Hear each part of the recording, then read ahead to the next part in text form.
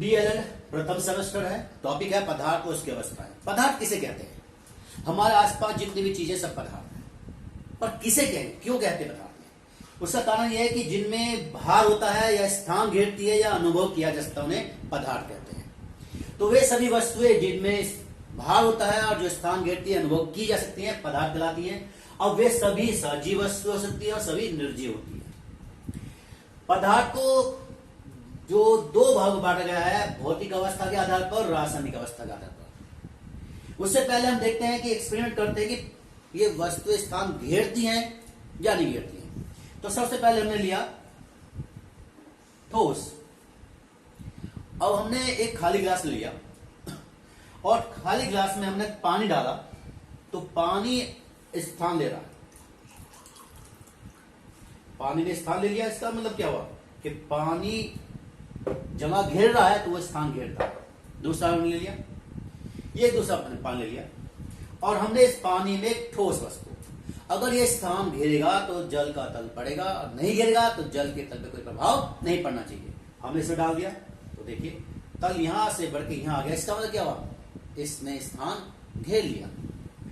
तीसरा आता है वायु, गैस अवस्था जो होती है इसके अंदर। वायु को गुब्बारे में भरो या दस्ताने भरो तो जंग घेरती है।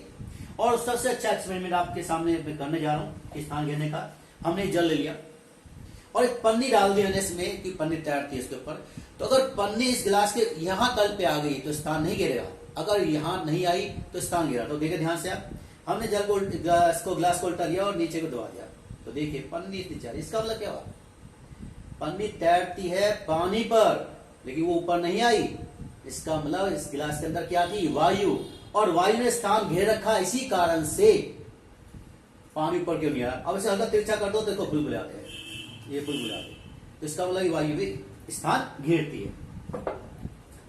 एक्सपेरिमेंट नंबर 2, भार। एक तुला ले लें हम और दोनों सिरे संतुलित करके दोनों पे समान भार गुब्बारे लें। अब एक गुब्बारे को हवा भर के रखें तो उस ओर झुक जाएगा जिस ओर आपने हवा वाला गुब्बारा रखा है। ऐसी दो खाली पात्र रखें, एक में पानी भरें, पानी की ओर तुला झुक जाती है, ऐसी ठोस की ओर तुला झुक जाती है। इसका मतलब क्या होता है, इनमें भार होता है। अब आता है इसके बाद भौतिक अवस्था के आधार पर 3 होते हैं, ठोस, द्रव, गैस। ठोस अणु बहुत पास पास होते हैं, द्रव के दूर, गैस से उससे दूर होते हैं। आयतन गैस का निश्चित होता है, बाकी दोनों का निश्चित होता है। आकृति, अब कहता है अगर गिलास में लोगे पानी को तो गिलास जैसी आकृति, जार में ले लिया तो जार जैसी आकृति ले लेता है। लेकिन ठोस अपनी आकृति नहीं बदलता, वो किसी में भी रख लो वो अपनी आकृति निश्चित रखता है, उसमें कोई परिवर्तन नहीं होता। गिलास में रखो चाहे किसी में रखो, अपनी आकृति निश्चित रखता है। गैस अपनी आकृति चेंज करती है पात्र के अनुसार। गुब्बारे भरो तो गुब्बारे के आकार की, दस्ताने में रबड़ के दस्ताने भरो तो उसके आकार की ले लेती। अंतरानुक बल, यह अंतरानुक बल होता है अणुओं के बीच, जिससे कारण अणु पास पास आते हैं। और सबसे स्ट्रॉन्गली होता है ठोस में, द्रव में से कम, गैस में से कम। पानी की एक बूंद डाले प्लेट में, उसी के पास दूसरी बूंद डाले तो दोनों अपने आप खिंच जाती है, मिल जाती है। किस कारण से, अंतरानुक आकर्षण बल से। अंतराकोशीय स्थान, ये अणुओं के बीच दूरी बढ़ने के साथ साथ बढ़ता है। जैसे हमने ले लिया एक गिलास पानी ले लिया, 100 ml पानी ले लिया और उसमें चीनी डाल दी और घोल दी तो विलयन का आयतन 100 ml रहता है। क्यों, चीनी के अणु जल के अंतराकोशीय स्थान पर समाहित हो जाते हैं, इस कारण से उसका लेवल नहीं बढ़ता। घनत्व निश्चित आयतन में उपस्थित अणुओं की संख्या होती है और जैसे जैसे अणु के बीच दूरी बढ़ेगी तो ये घनत्व घट जाता है। गति, जो लोहे की छड़ आप मारो दीवार में या जमीन मारो तो उससे हमारे पे झटका लगता है। क्यों, क्योंकि उसके अणु कंपन करते हैं। तो ठोस के अणु स्वतंत्र गति ना कर वाइब्रेशन में रहते हैं और द्रव के ब्राह्मणी गति करते हैं, गैस के स्वतंत्र गति करते हैं। इसके बाद रासायनिक अवस्थाएं। पदार्थ की रासायनिक अवस्थाएं। रासायनिक आधार पर पदार्थों को 3 भागों में बांटा है, तत्व, यौगिक और मिश्रण। तत्व जो होता है पदार्थ की शुद्धतम अवस्था होती है, इसे पुनः विघटित नहीं कर सकते। तत्व को 3 भागों में बांटा है, धातु, अधातु और उपधातु। यहां पर धातु और अधातु के अंतर आते हैं तो उसके लिए ध्यान दें। धातु चमक होती है यानी इसमें नेचुरल शाइनिंग होती है। जैसे आप जानते हैं गोल्ड, सिल्वर, उनके आभूषण बनते हैं, उनमें शाइनिंग होती है, जबकि अधातु में शाइनिंग नहीं होती। फिर आता है कठोरता। धातु रूम टेम्परेचर पर हार्ड होते हैं, कठोर नहीं ठोस होते हैं। जैसे आयरन कठोर हो गया, टीन, जबकि अधातु कठोर नहीं होते, सॉफ्ट होते हैं। तन्यता, इसका मतलब ध्यान दें, तन्यता का मतलब है कि इसे तारों में विभाजित कर सकते हैं, यानी खींच सकते हैं। जैसे आप जानते हैं एल्यूमिनियम के तार होते हैं, कॉपर के तार होते हैं, आयरन के तार होते हैं। तो ये विशेष धातु का लक्षण होता है, जबकि अधातु ये लक्षण नहीं दर्शाता। फिर आता है आघात वर्धनीय। वर्ड कह रहा है, आघात मतलब चोट पहुंचाना, वर्धनीय मतलब बढ़ना। हम जानते हैं टीन और लोहे की सीट बनाते हैं, तो ये फैल सकती है, तो इसे कहते हैं आघात वर्णनीय, धातु का विशेष लक्षण है। जब टीन की चद्दर बनना होती है। फिर विद्युत और ऊष्मा कुछ अलग। हम जानते हैं जहां भी करंट पास कराते हैं या करंट को एक जगह से दूसरे स्थान पर ले आते हैं, तो वहां हम विशेष धातु जैसे कॉपर हो गया, सिल्वर हो गया, आयरन हो गया, एल्युमिनियम के तार का यूज करते हैं। तो ये धातु के विशेष लक्षण है। और धातु जो होती है वो रूम टेम्परेचर पे ठोस भी हो सकती है, द्रव गैस हो सकती है। अगर ठोस होगी तो सॉफ्ट होगी, हार्ड नहीं होगी। और अधातु में इन दोनों के लक्षण मिलते हैं। उदाहरण है धातु में आयरन, गोल्ड, कॉपर, सिल्वर, जबकि अधातु में नाइट्रोजन हो गया, ऑक्सीजन हो गया, फास्फोरस हो गया, ये सब इसके अंदर आते हैं। उपधातु में है आर्सेनिक, एंटीमनी। अब आता है यौगिक। यौगिक जो होता है दो या दो से अधिक यौगिक, दो या दो से अधिक तत्वों का निश्चित अनुपात होता है। और यौगिक के अपने गुण होते हैं, जिन तत्वों से मिलकर बनता है उनके गुण प्रदर्शित नहीं करता। जैसे पानी H और O से मिलकर बना है, किंतु उनके गुण नहीं होकर पानी के अपने स्वयं गुण होते हैं। ये अकार्बनिक कार्बनिक दो प्रकार के होते हैं। मिश्रण, दो या दो से अधिक तत्वों या यौगिकों का अनिश्चित अनुपात होता है। यहां ये ध्यान रखना है कि इसके अंदर जो गुण होंगे वो अब जिनसे मिलकर बना उनके होंगे, अपना कोई इसका गुण नहीं होता। अब मिश्रण दो प्रकार के होते हैं, समांगी और विसमांगी। समांगी मिश्रण वो होते हैं जिनमें जिन पदार्थों से मिश्रण बना है वे अणु एक दूसरे में समान रूप से वितरित होते हैं। जैसे पानी में चीनी घोलो तो घुलने के बाद चीनी दिखाई नहीं देती। दूसरा विसमांगी, इसमें जो मिश्रण के अंदर पदार्थ होते हैं उनके अणु आपस में समान रूप से वितरित नहीं होते।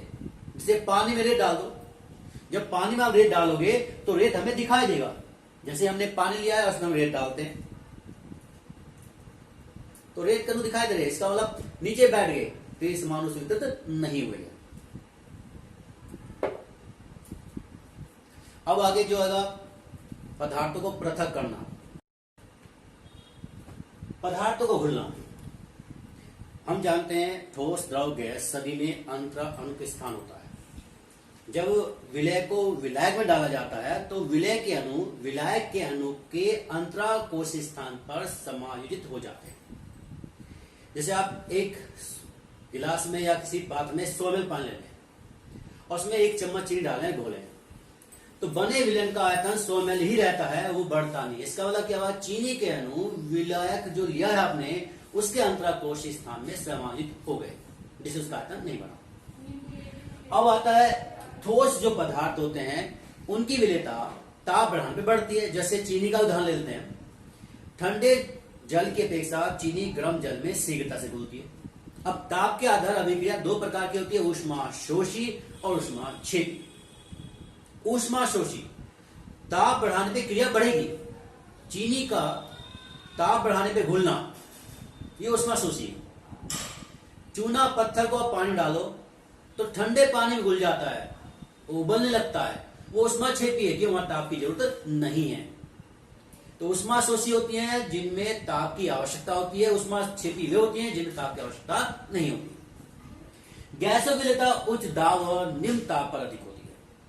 आप जानते हैं घरों में सिलेंडर इस्तेमाल होता है जिसमें एलपीजी होती है। तो एलपीजी को कैसे बनाते हैं, तो पेट्रोलियम गैस को उच्च दाब पर सिलेंडर में भरा जाता है जिससे वो लिक्विडिफाइड पेट्रोल गैस में बदल जाती है। अब आता है पदार्थों का अवस्था परिवर्तन। पदार्थों का अवस्था परिवर्तन कहते हैं एक अवस्था से दूसरी अवस्था में बदलना। ठोस एक निश्चित मेल्टिंग पॉइंट पर जाकर द्रव में बदलता है। इसी प्रकार द्रव गैस में बदली तो बॉइलिंग पॉइंट पर, इस पर बॉइलिंग पॉइंट जिसे क्या कहते हैं, क्वथनांक कहते हैं। इसी प्रकार उल्टा आना है, गैस से हमें द्रव में आना है तो उसे संघनन कर देते हैं, कंडेंसेशन बोलते हैं जैसे। और द्रव को ठोस लाना है तो फ्रीजिंग पॉइंट यानी उसे जमा देते हैं। अब आता है ठोस से गैस और गैस से द्रव में आता है ऊर्ध्वपातन, सब्लिमेशन। सब्लिमेशन का अर्थ है कि वे पदार्थ जो सीधा ठोस से गैस में बदलते हो। उदाहरण है iodine, ammonium chloride, anthracene, Kapoor. DLL first semester विषय विज्ञान और पाठ है पदार्थ व उसकी अवस्थाएं। इसमें टॉपिक है मिश्रण का पृथक्करण। हम जानते हैं मिश्रण जो होता है वो दो या दो से अधिक तत्वों या पदार्थों का अनिश्चित अनुपात होता है। अब पदार्थ दो हैं, ये जरूरी नहीं है कि दोनों ही हमारे लिए आवश्यक हो, और ये भी हो सकता है कि दोनों ही आवश्यक हो। तो ऐसे में एक समय में हम एक पदार्थ का इस्तेमाल करना चाहें तो उसके लिए हमें पदार्थ यानी मिश्रण को पृथक करना होगा, हर पदार्थ को मिश्रण से अलग करना होगा। अब उसके लिए मैंने 3 भागों में बांटा। ऐसे मिश्रण हो सकता है ठोस, ठोस का हो सकता है, ठोस द्रव का हो सकता है, और द्रव का हो सकता है। तो पहला लेते हैं ठोस ठोस मिश्रण को हम कैसे अलग करेंगे। उसके लिए पहली विधि है हस्त चयन। नाम से ही चला, हस्त मतलब हाथ, चयन मतलब चुनना, हाथों द्वारा चुनना। घरों में देखा होगा जब दाल बनाते हैं तो उसमें जब कंकर होती है ना हाथों से चुना जाता है। चावल बनाते हुए उसमें जो दूसरे पार्टिकल्स होते हैं उन्हें हाथों द्वारा चुना जाता है, तो इसे कहते हैं हस्त चयन विधि। दूसरी है निस्तापन। जैसे आपने देखा होगा जो गेहूं होता है उसमें बहुत सारे भूस के कण होते हैं, तो उन्हें गांव में खासकर उसे अलग करने के लिए क्या करते हैं, ऊंचाई पे खड़े होते हैं, हवा के माध्यम से उसे भूसे को अलग करते हैं। यानी ऊपर चढ़ के उसे इस तरह हल्का हिलाते हैं जिससे गेहूं नीचे गिरता है, और हवा के द्वारा उसके जो हल्के पार्टिकल है भूसे के वो दूर चले जाते हैं और गेहूं पास में गिरता है। इसे कहते हैं निस्तापन। फिर आता है चालन। चालन मतलब छानना।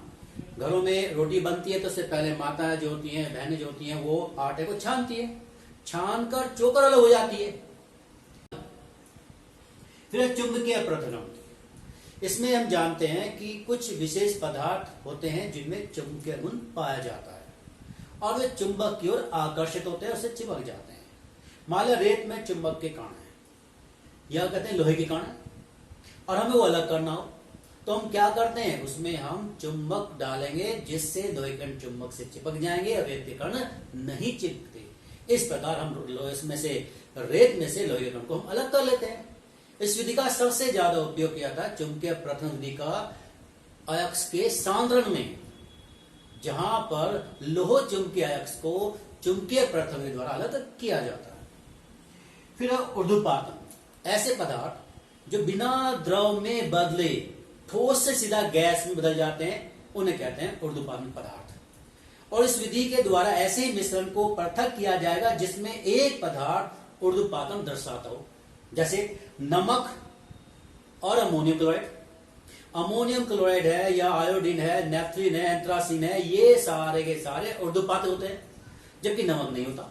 तो नमक और अमोनियम क्लोराइड के मिश्रण में से जब आपको नमक अलग करना हो तो हम इस मिश्रण को गर्म कर देंगे, अमोनियम क्लोराइड सीधा ठोस से गैस बदल जाएगा और हमें नमक प्राप्त हो जाएगा। अब आता है ठोस द्रव मिश्रण।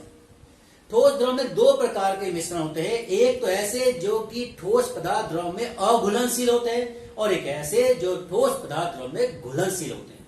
तो पहले ऐसे पदार्थ पढ़ते हैं, यानी ऐसा मिश्रण पढ़ते हैं जिसमें ठोस पदार्थ अघुलनशील होता है। जैसे हम इसमें करते हैं छानना, फिल्टर करना। फिल्टर के लिए हम सबसे पहले फिल्टर पेपर लेते हैं। प्रयोगशाला में जब हम अवक्षेप बनाते हैं तो अवक्षेप के पार्टिकल छोटे होते हैं, वो छन्नी के द्वारा पार निकल जाते हैं। तो ऐसे में हम फिल्टर पेपर का इस्तेमाल करते हैं जिसका कणों का आकार होता है 10⁻⁷ सेंटीमीटर से कम। तो उसमें से क्या होता है कि जो पार्टिकल जो होते हैं वो अवक्षेप के पार नहीं निकल पाते। तो अवक्षेप को इसमें छानेंगे तो अवक्षेप ऊपर आ जाएगा और जो उसका विलयन है जिससे कणों का आकार छोटा है वो पार निकल जाएंगे। और सबसे अच्छा उदाहरण है इसके अंदर हम जो कोलैरी विलयन को छानते हैं तो उसके लिए अति सूक्ष्म फिल्ट्रेशन का इस्तेमाल किया जाता है। फिर तक निथारना। गंदा पानी है और हमें पानी थोड़ा निकालना साफ उसमें से, तो हम क्या करते हैं उसको थोड़ी देर के लिए रख देते हैं जिससे गंदगी नीचे बैठ जाती है, और जब गंदगी नीचे बैठ जाती है ऊपर से पानी को निकाल लेते हैं धीरे धीरे से। इसे कहते हैं निथारना। वाष्पीकरण। वाष्पीकरण में हम क्या करते हैं, जैसे रेत और पानी का मिश्रण लेते हैं, तो हम जानते हैं रेत जो होता है वो वाष्प में नहीं बदलता, जबकि पानी वाष्प में बदल जाता है। तो उस मिश्रण को गर्म करते हैं, गर्म करने से पानी वाष्प में बदलेगा, उस वाष्प को एक पाइप के द्वारा दूसरे बर्तन में ठंडा कर लेंगे और द्रव में बदल लेंगे, और रेत उसी बीकर में रहेगा जिसमें हम उस मिश्रण को गर्म कर रहे थे। इस प्रकार रेत और पानी अलग हो जाते हैं। इसके बाद अब अगली जो पढ़ेंगे हम, घुलनशील ठोस। घुलनशील ठोस ऐसे पदार्थ जो द्रव में घुल रहे होते हैं, तो उन्हें पृथक करने के लिए क्रिस्टलीकरण और वर्णलेखन विधि का उपयोग किया जाता है। तो पहले हम पढ़ते हैं क्रिस्टलीकरण। इसमें जो एक सिद्धांत वो है इसका कि जो दो ठोस पदार्थ विलयन में घुले हुए हैं, उनकी विलेयता में अंतर होना चाहिए, यानी एक कम घुलता हो और एक ज्यादा घुलता हो। तो हम क्या करते हैं, ऐसे विलयन को ठंडा करते हैं। ठंडा करने से जो कम घुलनशील होता है वो धीरे धीरे ठोस अवस्था में आना शुरू हो जाता है, उन्हें हम क्रिस्टल कहते हैं। फिर इन क्रिस्टलों को हम ठंडे जल में धो लेते हैं और फिर ट्यूशन पंप के द्वारा छान लेते हैं। फिर ठंडे जल में जो इसे साफ कर लेते हैं, तो हमें इस प्रकार एक पदार्थ के क्रिस्टल मिल जाएंगे। छानने पर जो विलयन बचा है उसे हम और ठंडा करते हैं, जिससे अधिक घुलनशील पदार्थ भी क्रिस्टल अवस्था में आ जाता है। और ऐसा करने पे फिर हम उसे ट्यूशन पंप के द्वारा छानकर अलग कर लेते हैं। तो इस प्रकार विलयन में जो दो ठोस पदार्थ घुले हुए थे वो एक दूसरे से पृथक हो जाते हैं। अब आता है वर्णलेखन। वर्णलेखन ये आधुनिक विधि है और इसमें पदार्थ की सूक्ष्म मात्रा को भी अलग किया जा सकता है। शर्त यह है कि पदार्थों की अधिशोषण क्षमता में अंतर होना चाहिए और साथ ही पदार्थ रंगीन होने चाहिए, कलरफुल होने चाहिए। तो इसमें एक बीरुट लेते हैं, कांच का बीरुट होता है, उसके निकास मार्ग पे रुई और रेत के द्वारा बंद कर देते हैं। फिर डालते हैं अधिशोषक पदार्थ, जैसे एल्यूमिना। ये स्थिर प्रावस्था होती है, यानी एक स्थान पे स्थिर बनी रहती है।